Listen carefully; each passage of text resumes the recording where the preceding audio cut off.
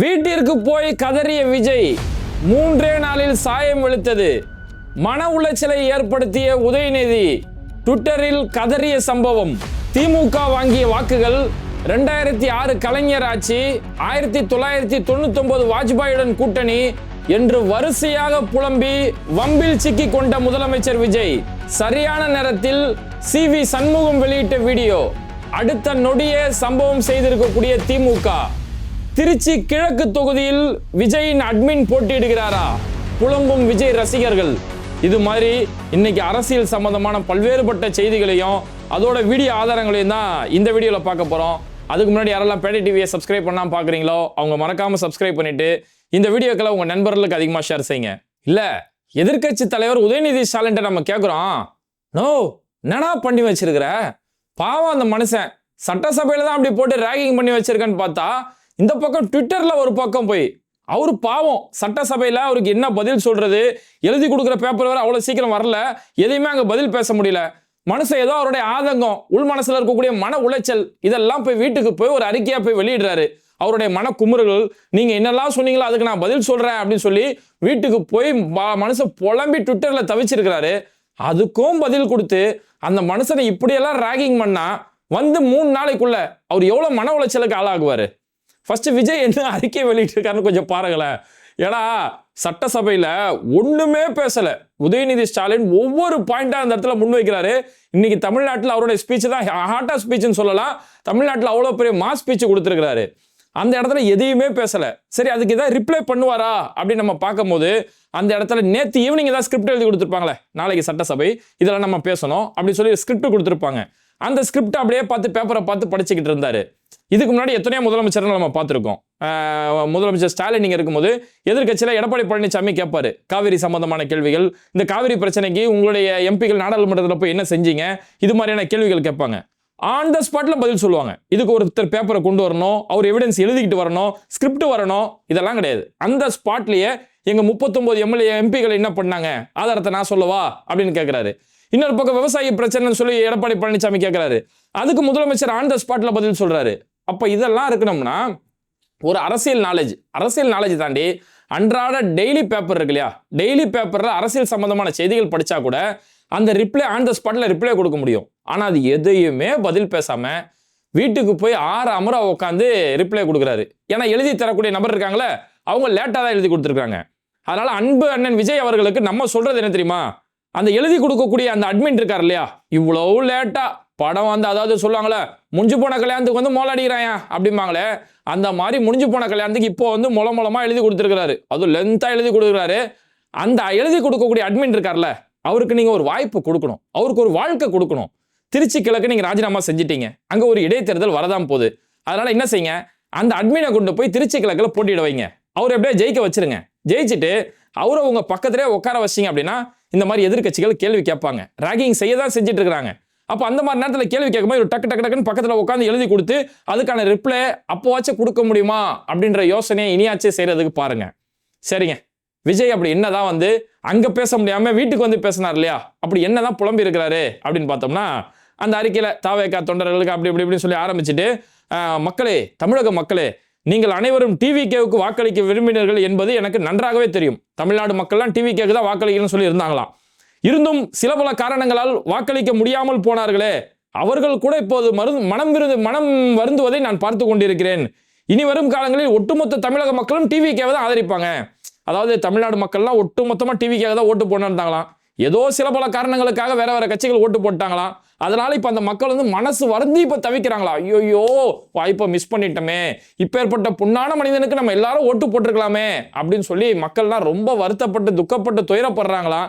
இனி வருங்காலங்களில் மக்கள் எல்லாமே 100% டிவிக்காக தான் ஓட்டு போடுவாங்க அப்படின்னு சொல்லி தன்னுடைய அறிக்கையை இந்த பாயிண்ட்ல ஆரம்பிக்கிறாரு.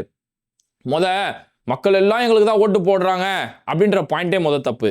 இந்த இடத்துல டிவிக்கே ஜெயிச்சிருக்கிறது ஒட்டு மொத்தத்துல 4,93,00,000 வாக்குகள் இந்த தேர்தலில் பதிவானது. அதுல டிவிகே வாங்கின வாக்குகள் வெறும் 1,72,00,000 வாக்குகள் தான். வெறும் 1,72,00,000 வாக்குகள். அப்ப கிட்டத்தட்ட 3,20,00,000 வாக்குகள் தாவேக்காவை வேணான்னு தவிர்த்திருக்கிறாங்க. இந்த தாவேக்கா எங்களுக்கு ஒரு முழுமையான கட்சி இல்ல, முழுமையான ஆட்சி செய்யறதுக்கு உங்களுக்கான அந்த ஒரு அனுபவம் இல்லை அப்படின்னு சொல்லி 3,20,00,000 மக்கள் உங்களை நிராகரிச்சிருக்கிறாங்க. மீதி இந்த 1,70,00,000 மக்கள் இருக்காங்களே, அவங்களுமே காலங்காலமா சினிமாவை பார்த்து பழகி போன மக்கள். ஒரு சேஞ்ச் வந்துடாதா, ஏதாவது ஒரு சேஞ்ச் வந்துடாதா அப்படின்னு சொல்லி ஏதோ ஒரு காரணத்துக்காக நம்ம சேஞ்ச் வரணும்னு யூஸ் பண்றோமே, அந்த சேஞ்சுக்கு இவங்க தகுதியானவர்களா? அதெல்லாம் இல்லை. ஒரு சேஞ்ச் தான் பண்ணி பார்ப்போமே அப்படின்ற அடிப்படையில் வாக்கு போட்டவங்க எத்தனையோ பேர். இன்னும் சிலர் எல்லாருமே டிஎம்கே தானே சொல்றாங்க, நம்ம தான் அவருக்கு தான் பாவம் புதுசா வந்திருக்காரு, நம்ம தான் ஓட்டு தான் போடுவோமே அப்படின்னு வாக்களிச்சவங்க எத்தனையோ பேர். சின்ன பிள்ளைத்தனமா ஓட்டு போட்டவங்க எத்தனையோ பேர். இப்பேற்பட்ட வாக்குகள் தான் இந்த வாக்குகள். அதனால எல்லாருமே எங்களுக்கு தான் ஓட்டு போடணும்னு சொல்லி ரொம்ப தவிச்சாங்க, துக்கப்படுறாங்க, துயரப்படுறாங்க அப்படிங்கிறதெல்லாம் இல்லை. இவர் ஆனா என்ன சொல்றாருன்னா, எங்களுக்கு பெரும்பான்மை மக்கள் எங்களை ஆதரவு தெரிவிக்கல அப்படின்னு சொல்லி அறத பழைய டைலாக்லாம் வந்து திமுக சொல்லி புலம்பிக்கிட்டு இருக்கிறாங்க. எதிர்கட்சி தலைவர் வழக்கம் போல அவர் ஸ்டைலில் வந்து இந்த மாதிரி அவதூறுகளை பேசிக்கிட்டு இருக்கிறாரு அப்படின்னு சொல்லி அந்த அறிக்கையில ஃபர்ஸ்ட் ஆரம்பிக்கிறாரு. அப்ப எந்த அளவுக்கு உதயநிதி ஸ்டாலினோட ஸ்பீச் இவருக்கு மன உளைச்சலை ஏற்படுத்தியிருக்கோம் அப்படிங்கறத அங்க நம்மளால புரிஞ்சுக்க முடியுது. அடுத்து பதிலுக்கு இரு, நீ என்ன திட்டல, இப்ப நான் உன்னை திட்டம் பாரு அப்படிங்கிற மாதிரி அடுத்த ஸ்டேட்மெண்ட் சொல்றாரு. எங்களை மட்டும் சொல்றீங்க, எங்களுக்கு பெரும்பான்மை மக்கள் வாக்களிக்கல, நாங்க ஒரு சிறுபான்மை அரசு, நாங்க ஒரு மைனாரிட்டி கவர்மெண்ட் அப்படிங்கிறீங்களே. 2006 நீங்க மட்டும் என்னவா, நீங்களும் 2006 என்ன 100% ஓட்டு வாங்கி 234 தொகுதியில நீங்க ஜெயிச்சிட்டீங்களா அப்படின்னு சொல்லி 2006 இங்க கொண்டு வராரு. 2006 நடந்த தேர்தலுக்கும் 2026 நடந்த தேர்தலுக்கும் ஏணி வச்சால எட்டுமா? அது என்ன தேர்தல், இது என்ன தேர்தல்? ஆக்சுவலா 2006 தேர்தல் என்னன்னா, அன்னைக்கு டிபிஏ அப்படின்னு சொல்லி ஒரு கூட்டணி உருவாகுது, ஜனநாயக முற்போக்கு கூட்டணி அப்படின்னு சொல்லி ஒரு கூட்டணி. திமுக, காங்கிரஸ், பாட்டாளி மக்கள் கட்சி, கம்யூனிஸ்ட் கட்சி, இது மாதிரி எல்லா கட்சி, முஸ்லீம் லீக், எல்லா கட்சிகளும் சேர்ந்து ஒரு கூட்டணியோட சேர்ந்து ஒரு தேர்தல் அணுகுறாங்க. ஆரம்பத்தில் தேர்தலுக்கு முன்பே கூட்டணி உருவாக்கி அந்த தேர்தலை போய் அணுகுறாங்க. அந்த தேர்தலில் திமுக 96 இடங்களில் திமுக ஜெயிக்கிறாங்க, காங்கிரஸ் 34 இடங்களில் ஜெயிக்கிறாங்க, பாமக 18 இடங்கள், சிபிஐ இந்திய கம்யூனிஸ்ட் கட்சி 9 இடங்கள், சிபிஎம் 6 இடங்கள்ல, இப்படி இந்த கூட்டணி முழுக்கவே இப்படி ஜெயிக்கிறாங்க. ஆனா யாருக்கும் தனிப்பெரும்பான்மை கிடையாதே தவிர அந்த கூட்டணி தேர்தலுக்கு முன்பே ஒரு கூட்டணி உருவாக்கப்பட்டு அந்த கூட்டணி எல்லாம் சேர்த்து 163 இடங்கள்ல ஜெயிக்கிறாங்க. அந்த ஒட்டுமொத்த கூட்டணி சேர்த்து 163 இடங்கள்ல ஜெயிச்சு அந்த ஒட்டுமொத்த கூட்டணி கட்சிகளுடைய ஆதரவோட அந்த ஆட்சி 5 வருஷம் ரொம்ப சிறப்பாகவே நடந்துச்சு. அந்த ஆட்சியில தான் 1 கிலோ அரிசி 1 ரூபான்னு சொல்லி அந்த திட்டம் கொண்டு வரப்பட்டது. இலவச வண்ண தொலைக்காட்சி, டிவி எல்லாருக்குமே கலைஞர் டிவி, இன்னைக்கு வரைக்கும் அந்த டிவி எல்லாம் ஓடிட்டு இருக்குது. அந்த டிவி எல்லாம் கொடுக்கப்பட்டது அந்த 2006 ஆட்சியில தான். அப்போ தேர்தலுக்கு முன்பே கூட்டணி தான் தேர்தல் அணுகுனாங்க, மக்கள் வாக்களிச்சாங்க, அந்த அடிப்படையில் அவங்க வெற்றி அடைஞ்சாங்க, 5 வருஷம் முழுமையான ஆட்சி செஞ்சாங்க. ஆனா உங்களோட ஆட்சி அந்த மாதிரியா? உங்களுடைய ஆட்சி நாங்கள் போய் தனித்து போய் நிற்கிறேன் அப்படி நின்றுட்டு கடைசியில் மைனாரிட்டியாக 107 இடங்களை ஜெயிச்சுட்டு அதுக்கப்புறம் போய் அதிமுக கூட போய் டீலிங் பேசிட்டு அதுக்கப்புறம் இந்த பக்கம் காங்கிரஸ் கூட கொஞ்சம், கம்யூனிஸ்ட் கட்சி ஆஃபீஸுக்கு கொஞ்சம், முஸ்லீம் லீக் ஆஃபீஸுக்கு போயிட்டு ஆளுநர்கிட்ட 4 ரவுண்டு போயிட்டு இப்படி ஆளுநரோட வீட்டில் போய் அட்டெண்டன்ஸை போட்டுட்டு இப்படியெல்லாம் செய்யக்கூடிய இந்த 2026 ஆட்சியும் 2006 கம்பேர் பண்ணுறது, இது ஏணி வச்சாலும் இல்லை, ஏரோப்ளைன் வச்சா கூட இது எட்டாது. அப்பேற்பட்ட ஒன்று, அதாவது யார் எழுதி கொடுக்கறது அப்படியே பேசுறாரு, அதில் என்ன இருக்குது, அந்த செய்தி சரியா, அதை ஃபேக்ட் செக் பண்ணணுமே. அவரோட ரசிகர்கள் எப்படி ஒரு செய்தி வந்து அதை உண்மை அப்படி நம்புறாங்களே, அந்த மனநிலை தான் அவருமே இருந்துகிட்டு இருக்கிறாரு. அப்புறமா சொல்றாரு, திமுக வந்து எல்லாம் தெரிஞ்ச ஏகாபரம் மாதிரி அவங்க வந்து பேசிக்கிட்டே இருக்கிறாங்க. ஆனால் திமுக வந்து நீங்க எங்களை பார்த்து எங்களை நிறைய மக்கள் நிராகரிச்சுட்டாங்க அப்படின்னு சொல்லி குற்றச்சாட்டு சொல்றாங்களே, அந்த திமுகவுக்கு எல்லாம் தெரிஞ்ச ஏகாபரத்துக்கு நாங்க சில புள்ளி விவரங்களை நாங்க சொல்றோம், நீ என்ன கலாய்க்கிறியா, இருடா நான் உன பதிலுக்கு கலாய்க்கிறேன்டா அப்படின்னு சொல்லிட்டு ஒரு டேட்டாவை விஜய் வெளியிடுறாரு. அந்த டேட்டாவில் பார்த்தோம்னா, இந்த தேர்தலில் எங்களுடைய தாவேகா 108 இடங்களை ஜெயிச்சோம் இல்லையா, நாங்க வாங்கின வாக்குகள் 34.92%, ஏறக்குறைய 35% அப்படிங்கிறாரு. அது என்ன ஏறக்குறைய 35 எக்ஸ்ட்ரா போடுறது, எக்ஸ்ட்ரா பிட்லாம் வேணாம், 34.92 அவ்வளவுதான், 34.92% நாங்க வாக்குகள் வாங்கியிருக்கிறோம். ஆனா திமுக 24.19% வாக்குகள் தான் வாங்கியிருக்கிறாங்க. அப்ப இந்த சதவீத அடிப்படையில் பார்த்தா எங்களோட 10% குறைவான வாக்குகள் தான் நீங்க வாங்கியிருக்கிறீங்க, உங்களுக்கு இவ்வளவு பேச்சா அப்படின்னு சொல்லி ஒரு டேட்டா ஒன்று வெளியிடுறாரு. இதுதான் சொல்றது. அவர் இந்த அவருடைய இந்த அறிக்கையை வெளியிடக்கூடிய ரசிகர்கள் இது உண்மையா பொய்யா எதையும் செக் பண்ண மாட்டான். நியாயமா பார்த்தா அந்த ரசிகர்கள்லாம் இவ்வளவு பெரிய அறிக்கை படிச்சே இருக்க மாட்டாங்க, அது 2வது கதை. அப்போ விஜய் சொன்னது உண்மையா? இவங்க வந்து 34.92% டிவிக்கு ஓட்டு வாங்கினாங்களாம், திமுக 24.19% ஓட்டு வாங்கினாங்கன்றாரு. இதுவே பொய்யான ஒரு கருத்து, இதுவே உண்மைக்கு புறம்பான ஒரு கருத்து. திமுகவுடைய கூட்டணி, அந்த கூட்டணி தேர்தலுக்கு முன்பே ஒரு கூட்டணி உருவாகி அந்த கூட்டணிக்கு முதலமைச்சர் வேட்பாளர் மு.க. ஸ்டாலின் அப்படின்னு அணுகிதான் அந்த தேர்தலை போய் சந்திக்கிறாங்க. அப்ப அந்த ஒட்டுமொத்த கூட்டணியுமே சேர்த்து 33.6% வாக்குகள் வாங்குறாங்க. அந்த ஓட்டு எல்லாமே முதலமைச்சரா மு.க. ஸ்டாலின் வரணும் அப்படின்னு வாங்கின வாக்குகள் தான். அப்ப அந்த ஒட்டுமொத்த வாக்குகளை சேர்த்து தான் கணக்கெடுக்கணும். அது 33.6% வாக்குகள் வாங்கிச்சு. சரி, நம்ம விஜயோட பாயிண்ட் ஆஃப் வியூக்கே வருவோம். அவருடைய பாயிண்ட் ஆஃப் வியூ, திமுக மட்டும் வாங்கின ஓட்டுகள் கணக்கு போடுறாருல, விஜயோட பாயிண்ட் ஆஃப் வியூக்கே வருவோம். 24% திமுக ஓட்டு வாங்கிச்சுன்றாரு. அதுவே ஃபர்ஸ்ட் தப்பான டேட்டா. இங்க 34.92% தாவேகா ஓட்டு வாங்கிச்சு இல்லையா, அது அவங்க 233 தொகுதிகளை நின்று வாங்கின வாக்குகள். எத்தனை ஓட்டு? 233 தொகுதிகளை நின்று 34.92% வாங்கினாங்க. ஆனா திமுக போட்டிட்டது, திமுக தனியா கணக்கு போறாருல, அப்ப நம்மளுமே தனியா தான் கணக்கு எடுக்கணும். அப்ப தனியா கணக்கு எடுத்தா திமுக 164 தொகுதிகளில் தான் போட்டிட்டாங்க. அப்ப 164 தொகுதிகள் நின்று போட்டிட்ட திமுக 24.19% வாக்குகள் வாங்குறாங்க அப்படின்னா இதை கொஞ்சம் பெர்சன்டேஜ் அளவில் நீங்க கணக்கு வச்சு பாருங்க. இப்ப 24.19% வாக்குகள் ஒட்டுமொத்தமா திமுக வாங்கியிருக்காங்க அப்படின்னா அப்ப அது சராசரியா ஒரு தொகுதிக்கு 0.147% வருது. 0.147%. இந்த 0.147% அப்படிங்கிறத 234 தொகுதிகளுக்கு நம்ம வகுத்து பார்த்தோம் அப்படின்னா அது 34.518% வந்துடும். 34.51% அப்படின்னு வந்துருது. அப்ப கிட்டத்தட்ட தாவேகா என்ன வாக்குகள் வாங்கியிருக்காங்களோ அந்த வாக்குகள் திமுக தனிச்சு நின்றாலும் ஈஸியா வாங்கியிருப்பாங்க. இதுதான் கலை யதார்த்தம். அந்த வாக்குகளை அவங்க கூட்டணியோட சேர்ந்தே வாங்கிட்டாங்க. இப்படி டேட்டாவை இந்த அளவுக்கு அணுகாம இவங்க 164 தொகுதியில் வாங்கின ஓட்டுகளை கணக்கெடுத்து போறான், இவங்க 233 தொகுதியில் வாங்கின ஓட்டுகளை கணக்கெடுப்பாரான். இப்படி எல்லாம் கணக்கு போட்டு அதான் அந்த பார்த்திபன் ஒரு படத்துல சொல்றாரு, டேய் யார் எழுதுன கொடுத்த டைலாக்டா, இஷ்டத்துக்கு நீ பாட்டு பேசிக்கிட்டே இருக்கிற அப்படின்னு சொல்லி ஒரு டைலாக் சொல்லுவார்ல, அந்த மாதிரி தான். எந்த ஒரு புள்ளி விவரம் அது இதை எழுதி கொடுக்குற நபராச்சும் இதெல்லாம் கணக்கு போட்டிருப்பாரா அப்படிங்கிறது தெரியல. ஆனா பதிலுக்கு இவர் ட்விட்டர்ல ஒரு பதிவிட்டு இருக்கிறாரு, இவராச்சும் அது உண்மையா பொய்யா சரியா எதையுமே ஆய்வு பண்றதுல இஷ்டத்துக்கு அடிச்சு விட்டுருக்கிறாரு. அதுக்கப்புறம் விஜய் அடுத்த ஒரு பெரிய ஒரு ஆதாரத்தோட வராரு. இந்த மாதிரி திமுக தான் பெரிய சுத்தம் சுயம்பிரதம் மாதிரி இவங்க பேசிக்கிட்டு இருக்கிறீங்களே, நீங்களே ஒரு காலத்துல பாஜக கூட கூட்டணி வச்சவந்தன, நீ மட்டும் யோகியமா அப்படிங்கிற மாதிரி ஒரு டைலாக் வர்றாரு.